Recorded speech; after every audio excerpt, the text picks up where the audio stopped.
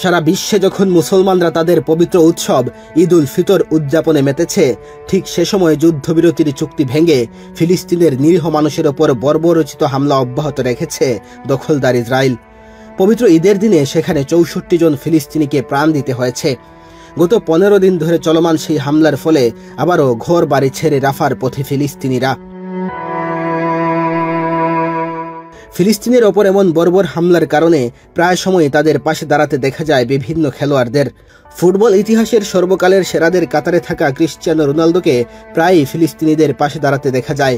Australia cricket দলের opener Osman খাজাকেও বিভিন্ন সময় ফিলিস্তিনের পক্ষে দাঁড়াতে গিয়ে নানা আলোচনা সমালোচনা সহ্য করতে হয়েছিল।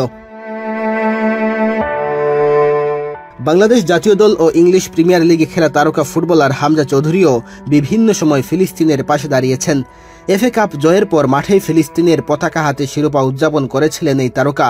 ফিলিস্তিনের নির্যাতিত জনগোষ্ঠীর জন্য তার যে সহানুভূতি কাজ করে সেটা বারবার প্রমাণ করেছেন হামজা।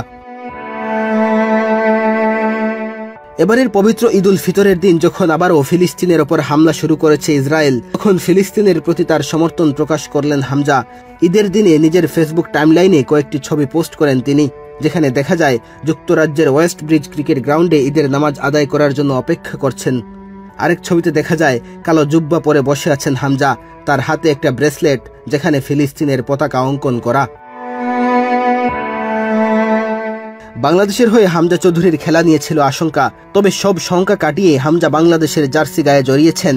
শুরুর ম্যাচে প্রত্যাশার চাপ সামলে নিজের সেরাটা দিয়েছেন তিনি।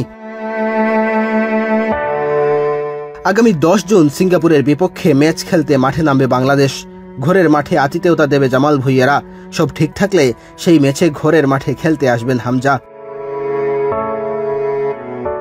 মেহেদী হাসান তালহা, বাংলাদেশ প্রতিদিন।